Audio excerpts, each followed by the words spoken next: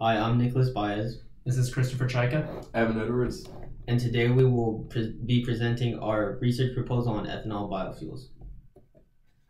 As you can tell, fuel is limited, and as of right now, there are no plans for the future. So what this means is that gasoline and other fossil fuels are coming to an end, and we are not prepared for that end.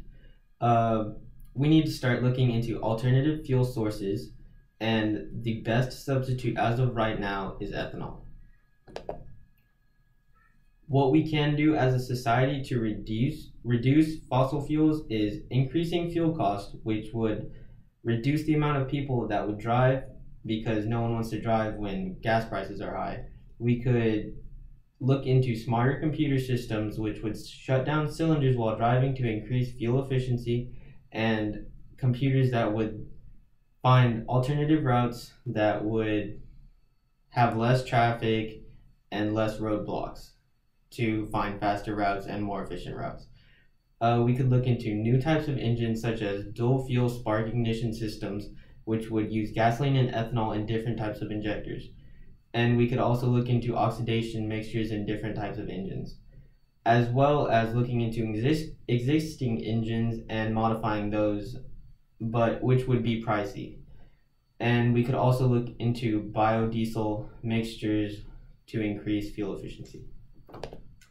So, for our project, we decided to go with ethanol biofuels. The reason for that is being that ethanol is a substitute for gasoline, and that most of the vehicles, at least in the United States, run on gasoline. That would be the most optimal substitute for the United States as opposed to any other biofuels like biodiesel. For this project to be considered successful, two parameters have to be met with our engine. It must run on at least 90% ethanol for long periods of time without any damage to the engine, and it must drive for at least 70% of the miles per gallon as if it were running on gasoline. So, if a gasoline engine were to go 100 miles on 1 gallon of gasoline, then we would need a ethanol burning engine to go for at least 70 miles on 1 gallon of that ethanol blend. And we plan to achieve this by adjusting the piston compression timing as well as the spark timing of the engine. So the car that we will be using will be a 2010 Toyota Camry with a V4 engine. The reason for that is V4 engines are very common in the United States, and they aren't very hard to come by, which would mean they would be cheap and easy to obtain. For the instruments that we will be using a dynamometer, which will measure horsepower, as well as other statistics of the engine, such as speed that's being put out, or any other factors.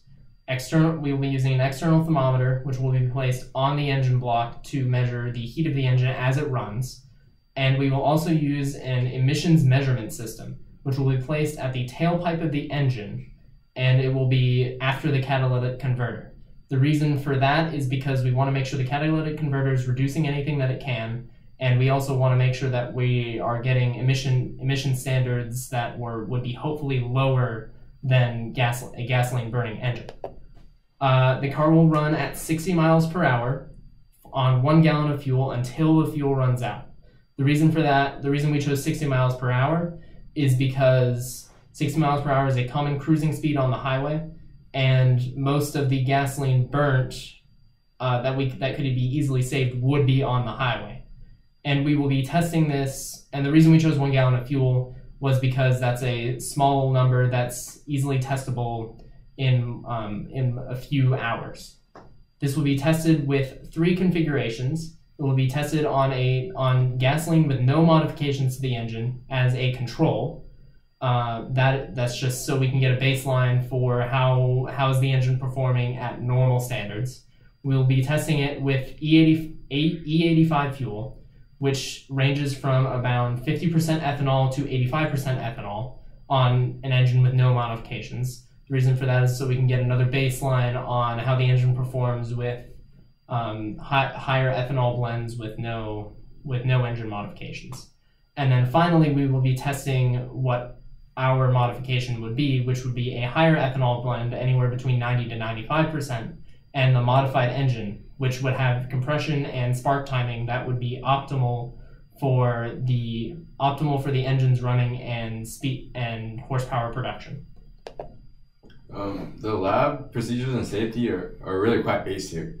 The gasoline needs to be handled properly in that it needs to be handled in a closed container. Gasoline is very volatile. It air slides into the atmosphere easily. That's mainly the reason for that. And due to that, it also needs to be kept away from flame. And it needs to be transported and disposed of at a transport and disposal facility.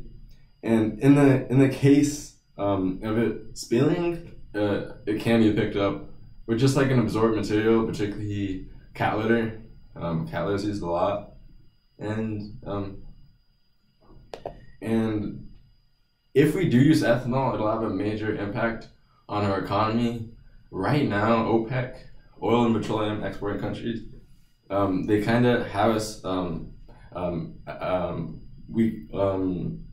We're kind of under their control, and in the case of us using ethanol, we kind of be released from that control, and we wouldn't have to depend on them. We'd have our independence, and we have a lot of corn just sitting there due to subsidies, due to lobbying by farmers, and we could get rid of a lot of this corn if we do use ethanol.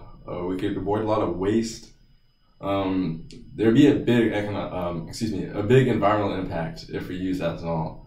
There would be less emissions, and that's pretty much our main goal for this whole experiment: less emissions, less fossil use, and less waste.